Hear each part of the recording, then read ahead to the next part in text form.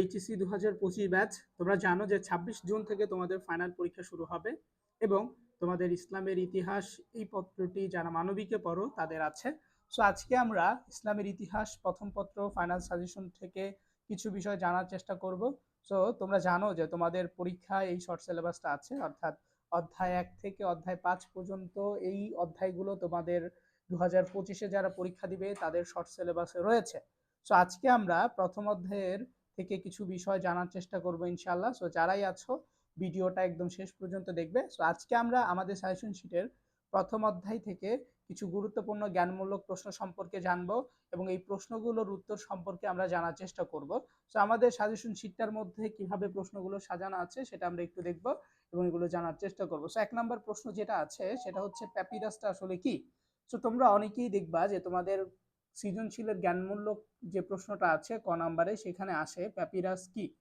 অর্থাৎ এই প্রশ্নটা যখন আসবে তখন তোমরা উত্তরে বলবে যে প্যাপিরাস হলো নীল নদের তীরে জন্ম নেওয়া নলখাগড়া জাতীয় এক ধরনের ঘাস বা উদ্ভিদ, যা দিয়ে মিশরীয়রা কাগজ আবিষ্কার করে। অর্থাৎ আমরা বুঝতে পারলাম যে প্যাপিরাস হচ্ছে একটি ঘাস বা উদ্ভিদ যার মাধ্যমে কি করা হয়, একটা কি করা হয়, কাগজ উৎপাদন করা হয়। সো কাগজ উৎপাদন করা হয় এই প্যাপিরাস থেকে। ঠিক আছে, তাহলে আমরা হচ্ছে এটা জানবো। দেন আমরা খ নাম্বার একটা প্রশ্ন, অর্থাৎ প্রশ্ন নাম্বার 2, মালা কি।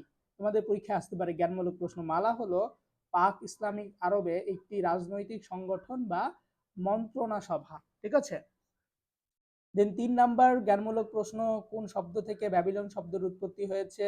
এই যে তোমরা জানো যে বাবিল শব্দ থেকে ব্যাবিলন শব্দের উৎপত্তি হয়েছে, অর্থাৎ বাবিল শব্দটি থেকে ব্যাবিলন শব্দের উৎপত্তি হয়েছে। হুদাইবিয়ার সন্ধি কত সালে স্বাক্ষরিত হয়। তোমাদের যদি এই প্রশ্নটা আসে তাহলে উত্তরটা হবে হুদাইবিয়ার সন্ধি স্বাক্ষরিত হয় 628 খ্রিস্টাব্দে। ঠিক আছে, দেন তোমাদের ধরো আরেকটা কোশ্চেন আসতে পারে যে ইয়ামেন শব্দের অর্থ কি। ইয়ামেন শব্দের অর্থটা আসলে কি। ইয়েমেন শব্দের অর্থ হচ্ছে সুখী বা সৌভাগ্যবান। তোমাদের পরীক্ষায় প্রশ্নগুলো আসতে পারে। সো এটা হচ্ছে আমাদের একটা সাজেশন শিট, তোমরা চাইলেই আমাদের এই সাজেশন শিটটা নিতে পারো। আমাদের এই সাজেশন শিটটার মূল্য 140 টাকা এবং আমরা এই সাজেশন শিটটা অফার মূল্যে দিচ্ছি মাত্র 70 টাকায়। তোমরা যারা এই সাজেশন শিটটা নিতে চাও তোমরা দেখবে যে আমাদের এই ভিডিওর কমেন্ট সেকশনে একটা নাম্বার দেওয়া আছে। সো ওই নাম্বারে হোয়াটসঅ্যাপ আছে, ওই হোয়াটসঅ্যাপে তোমরা যোগাযোগ করতে পারো। যোগাযোগ করলে এই পিডিএফটি তোমরা কালেক্ট করতে পারবে মাত্র 70 টাকা দিয়ে।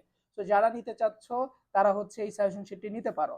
তো এরপর আমরা যদি 6 নাম্বার প্রশ্নটা দেখি যে ম্যামফিস আসলে কি। ম্যামফিস শব্দের অর্থ কি বা ম্যামফিস কি। ম্যামফিস হচ্ছে একটি ড্রামা যা যা কি হয়, যা প্রাচীন মিশরীয় সাহিত্যকর্মের নির্দেশন বহন করে। অর্থাৎ ম্যামফিস হচ্ছে একটি ড্রামা যা যা হচ্ছে প্রাচীন মিশরীয় সাহিত্যকর্মের নির্দেশনকে বহন করে থাকে। ইয়ামেন শব্দের অর্থ কি। আমরা একটু আগে ইয়েমেন জেনেছি, এখন আমরা ইয়ামেন শব্দকে জানলাম যে ইয়ামেন মানে হচ্ছে সৌভাগ্যবান। দেন জিগুরাত কিসের নাম, অর্থাৎ জিগুরাত হচ্ছে একটি ধর্ম মন্দিরের নাম। কিসের নাম, ধর্ম মন্দিরের নাম। সো এরপর আমাদের 9 নাম্বার প্রশ্ন, আয়লামে জাহিলিয়া শব্দের অর্থ কি, অজ্ঞতার যুগ। দেন 10 নাম্বার প্রশ্ন, আসাদুল্লাহ কোন উপাধি। আসাদুল্লাহ কোন খলিফার উপাধি। আসাদুল্লাহ হচ্ছে হযরত আলী রাদিয়াল্লাহু তাআলা আনহুর উপাধি। সো আমাদের এই সাজেশন শিটটা থেকে যদি তুমি এই 10টা জ্ঞানমূলক প্রশ্ন পড়ো, আমি আশা করছি যে এখান থেকে তোমরা একটা জ্ঞানমূলক প্রশ্ন অবশ্যই তোমাদের একটা সৃজনশীলে কমন পাবে।